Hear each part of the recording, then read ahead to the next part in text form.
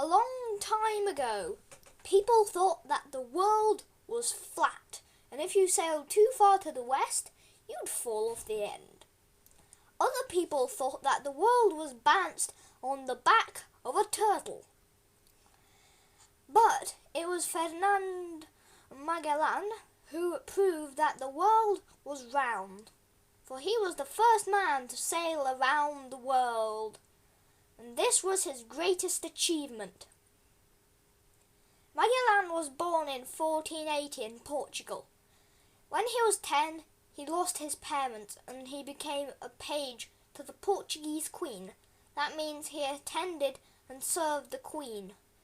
So, he was fortunate enough to go to school and learn about the great explorers of his time, like, for example, Christopher Columbus.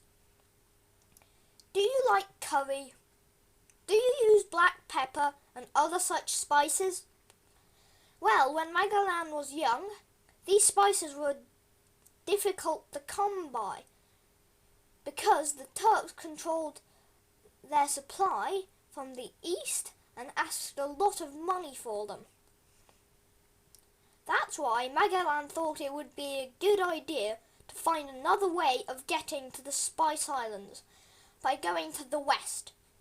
He offered his idea to the King of Portugal, but it was rejected. So he shared his plot with another king, King Charles I of Spain. He was very persuasive, and so in 1518 the Spanish king gave him a large amount of money to go west and find a new route to the Spice Islands.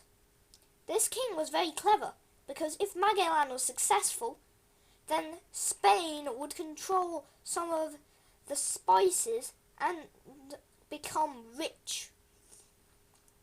With the money from the king, Magellan bought 5 ships and set sail in September 1519.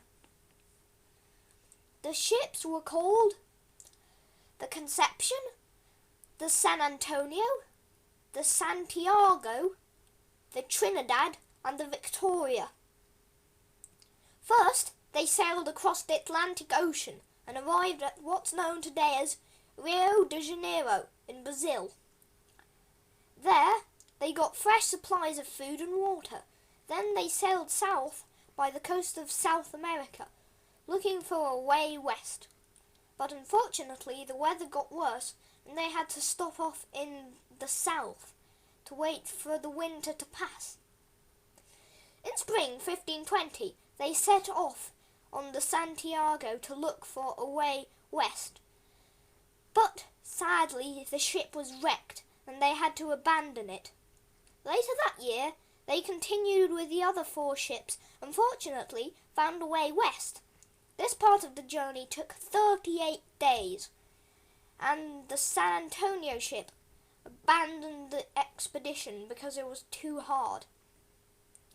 This also meant Magellan lost a lot of his supplies. This had very dire consequences because they had a very long journey ahead. They had estimated it would take only a few days to get to the Spice Islands, but instead it took 4 long, hard months. As a result, the men started to starve as the food was running out and the water turned old, disgusting and undrinkable, and many of them got ill. They only managed to get new supplies in March 1521 when they reached Guam in the Philippines. They spent a long time there and became good friends with the king. He persuaded them to help him defeat his arch-enemy, Lapu of the Mactan Islands. It was bad luck because during the Battle of Mactan on 21st of April 1521, Magellan was killed by one of Lapu's men. He was stabbed, some say he was stabbed in the back with a spear. Others say he was killed some other way. So, luckily, Sebastian the Canu took over the leadership of the voyage.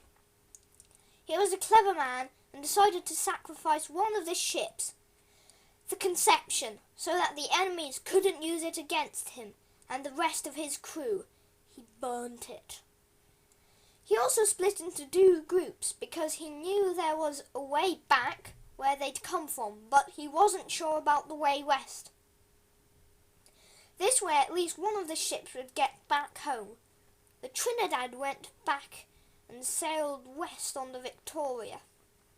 His journey west was a success, and they went back to Spain in September 1522 with a final 18 members of the original 270 crew. They were the first people ever to make a journey around the world.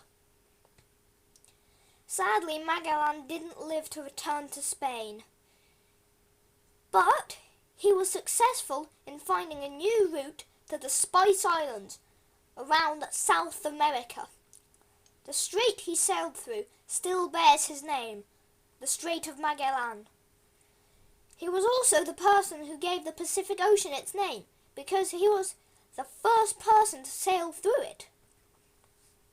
His discoveries were so important that there is a South American penguin named after him, the Magellanic penguin.